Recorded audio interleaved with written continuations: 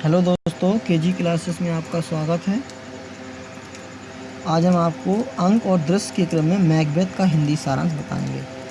अंक act first, scene first. 3 जादूगरनियाँ बिजली की चमक और बादलों की गर्जन में किसी एक स्थान पर मिलती हैं। वे शाम को युद्ध की समाप्ति पर एक बंजर स्थान पर फिर मिलने की बात तय करती हैं। वे वहाँ पर मैकबेथ से मिलना चाहती हैं। इन जादूगरनियों के लिए अच्छाई बुराई है और बुराई अच्छाई है। Scene second. राजा डनकन युद्ध के परिणाम को जानने के लिए फारेस एक स्थान का नाम है में डेरा डाले हुए। उनके सम्मुख एक घायल सार्जेंट उपस्थित होकर युद्ध की स्थिति का वर्णन करता है। उनकी सेना के सेनापति मैकबेथ और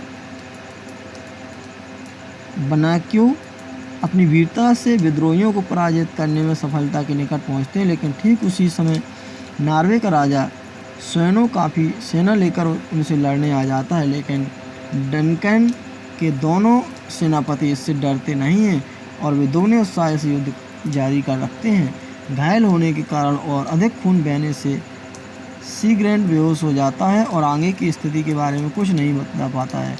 इसी समय रोस उपस्थित होकर शेष युद्ध का वर्णन करता है। मैकबेथ और बैंक्यू ने बहादुरी से लड़कर सभी विद्रोहियों को पराजित कर दिया, जिससे स्वयं ने संधि करने की प्रार्थना की। उसने $10,000 जुर्माने में दिए। इस विद्रोह में थेन ऑफ कॉडलर ने राजा के विरुद्ध भाग लिया था, अतः राजा ने उसे फांसी की सजा दे दी। Scene third. इस दृश्य में तीनों जादूगरनियाँ फिर उपस्थित होती हैं। वे अपनी शक्ति और एक नाविक को हानि पहुंचाने की बात करती हैं। इसी समय वे नगाड़ों की आवाज़ें सुनकर जान जाती हैं कि मैकबेथ उसी तरफ आने वाला है। वे नाचकर अपने जादू का प्रभाव तैयार कर लेती हैं। मैकबेथ और बैंक्यू वहां आ जाते हैं। बैंक्यू सर्वप्रथम उन्हें देखते हैं और उनके चेहरे वस्त्र आदि देखकर आश्चर्य पड़ जाते हैं। पहले बैंक्यू और फिर मैकबेथ उन्हें संबोधित करते हैं, परंतु वे उन्हें चुप रहने को कहती हैं। पहली जादूगरनी मैकबेथ का स्वागत थेन ऑफ ग्लेमिस कहकर करती हैं। दूसरी जादूगरनी उसका स्वागत थेन ऑफ कॉडलर कहकर करती हैं। तभी तीसरी जादूगरनी उसका स्वागत स्कॉटलैंड के भावी राजा के रूप में करती हैं। इस पर बैंक्यू जादूगरनियों को अपना विशेष भविष्य बतलाने को कहता है। पहली जादूगरनी ने उसे बतलाया कि वह मैकबेथ से छोटा रहकर भी उससे बड़ा होगा। दूसरी जादूगरनी ने उससे कहा कि वह मैकबेथ के बराबर प्रसन्न नहीं होगा, लेकिन उससे अधिक प्रसन्नता उसे मिलेगी। तीसरी जादूगरनी ने उसे बतलाया कि वह स्वयं राजा नहीं बनेगा, लेकिन वह एक राजवंश का सूत्रपात करेगा। मैकबेथ और अधिक जानना चाहता, परंतु जादूगरनियाँ उसे चुप रहने की कहकर अदृश्य हो जाती हैं। दोनों मैकबेथ और बनाक्यू अपनी अपनी आँखों और कानों पर शंका करने लगते हैं। इसी समय रॉस और एंगस उनसे मिलने आते हैं। रॉस ने मैकबेथ को बतलाया कि राजा को युद्ध में उसकी वीरता के विषय में जानकारी हो गई है और वे उसे धन्यवाद देते हैं। इसके पश्चात रॉस मैकबेथ का स्वागत थेन ऑफ कॉडर करके करता है, जिससे वह आश्चर्यचकित रह जाता है। इस पर मैकबेथ अपने भविष्य में राजा बनने के विषय में सोचने लगता है और बैंक्यू से पूछता है कि क्या वह यह आशा करता है कि उसे पुत्र भविष्य में राजा बनेंगे। बैंक्यू जादूगरनियों की भविष्यवाणी की आलोचना करता है और मैकबेथ को सलाह देता है कि उन पर विश्वास न करें, क्योंकि उनकी भविष्यवाणियाँ केवल मामूली विषयों में सही साबित होती हैं। मैकबेथ फिर भी इन भविष्यवाणियों के विषय में सोचता रहता है और यह निर्णय नहीं कर पाता है कि ये भविष्यवाणियाँ भली या बुरी हैं। मैकबेथ राजा बनने के लिए कुछ करने के बजाय इस बात को भाग्यवश छोड़ देता है। बैंक्यू यह सोचता है कि नए सम्मान प्राप्त करने के लिए मैकबेथ विचारों में लीन हो गया है। बैंक्यू उसे यह याद दिलाता है कि चलने का समय आ गया है। रोस और एंगस को धन्यवाद देता है और बैंक्यू से भविष्य में इस विषय पर बात करने को कहता है। इसके पश्चात वो अपनी यात्रा पर आगे बढ़ जाते हैं। Scene fourth. मैलकॉम अपने पिता डनकन को थेन ऑफ कॉडर को मृत्युदंड दिए जाने का वर्णन करता है। उसने पूरी शान के साथ मृत्यु का आलिंगन किया। डनकन उसकी मृत्यु पर दुख प्रकट करता है, क्योंकि उसे उस पर पूर्ण विश्वास था।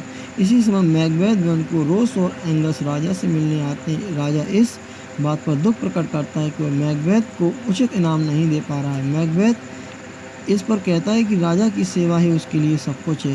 राजा यह वादा करता है कि भविष्य में वह मैकबेथ की उन्नति में सहायता करेगा।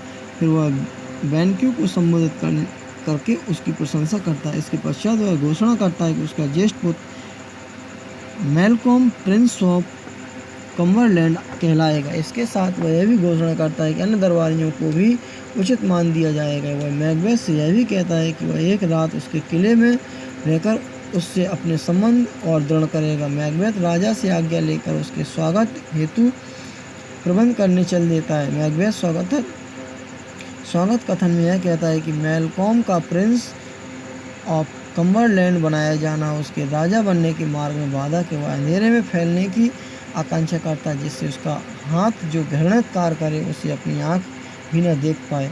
मैकबेथ के चले जाने के बाद राजा उसकी वीरता की प्रशंसा करता है।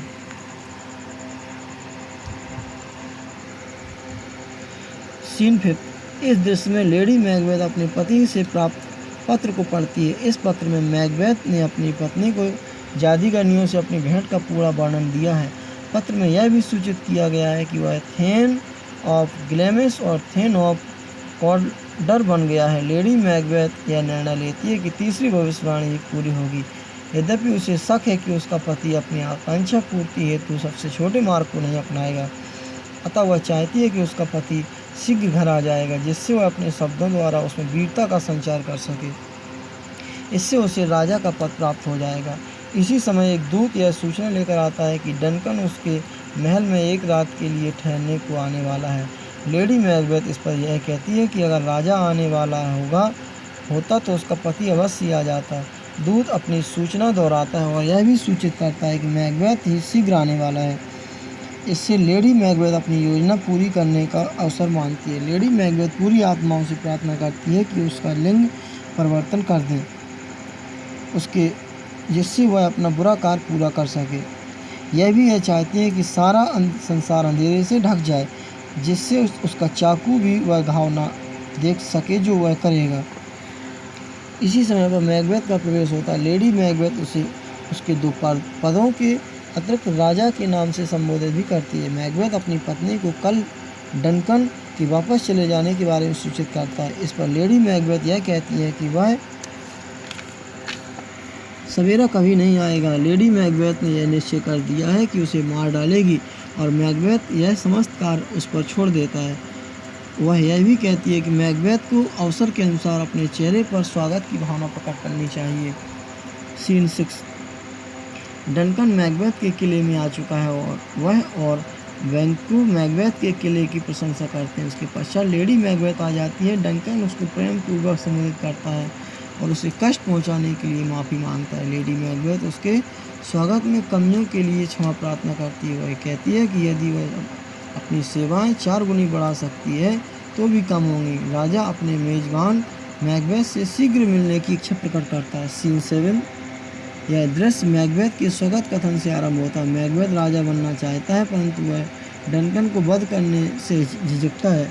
वह उन कारणों का वर्णन करता है जिनकी वजह से वह झिझकता है। प्रथम कारण यह है कि ऐसी स्थिति में बुरे काम करने के वाले इसी को जीवन की सज़ा मिलती है। यदि ऐसा ना हो तो वह वध करने को तैयार है। दूसरा कारण यह है कि राजा उसका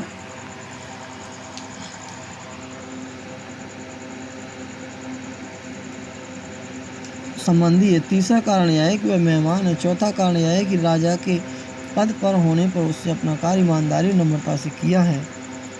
इससे उसके यह गुण उसके वध के विरुद्ध उसकी आलोचना करेंगे। इसी अनिश्चितता की स्थिति में लेडी मैकबेथ आ जाती है और उसे वध करने के लिए प्रेरित करती है। मैकबेथ अपनी पत्नी से कहता है कि वह वध नहीं करेगा। इसका कारण यह है कि उसने अब जो नाम कमाया है वह नष्ट हो जाएगा। इस पर लेडी मैकबेथ अपने पति को डांटती है। वह उसे तरह तरह से उलाहना देती है और उसे कायर ठहराती है। मैकबेथ कहता है कि वह किसी वीर से कम नहीं है। लेडी मैकबेथ फिर उसे उलाहना देती है कि वह कहती है कि यदि वह वध करने में गंभीर नहीं था तो विचार उसने उसके सम्मुख क्यों रखा था। जब उसने यह विचार रखा था तो उस समय ना तो स्थान और ना ही समय सुविधाजनक था। आज दोनों उपयुक्त और पीछे हट रहा है। वह उसे अपने उद्देश्य में झिझकने के लिए कभी क्षमा नहीं कर सकते। वह यह कहती है कि यदि उसने अपने पुत्र की मृत्यु की इच्छा प्रकट की होती तो वह जब प्यार से उसका दूध पीता होता तो भी उसी समय पृथ्वी पर पटक कर उसे मार डालती। मैकबेथ उसे असफलता का भय दिखाता है, परंतु लेडी मैकबेथ यह कहती है कि उनका असफल होना असंभव है। फिर वे दोनों मिलकर रात्रि के समय में जब डंकन गहरी निद्रा में होगा उस समय उसके अंगरक्षकों के छुरे से उसका वध कर देंगे, जिससे वध का दोषी उन्हें समझा जाए। इसके लिए लेडी मैकबेथ उनके पेय में कोई दवा मिलाकर बेहोश कर देती है, इससे उन्हें कुछ पता नहीं चलता। मैकबेथ यह निश्चय कर लेता है कि वह डंकन का वध करेगा।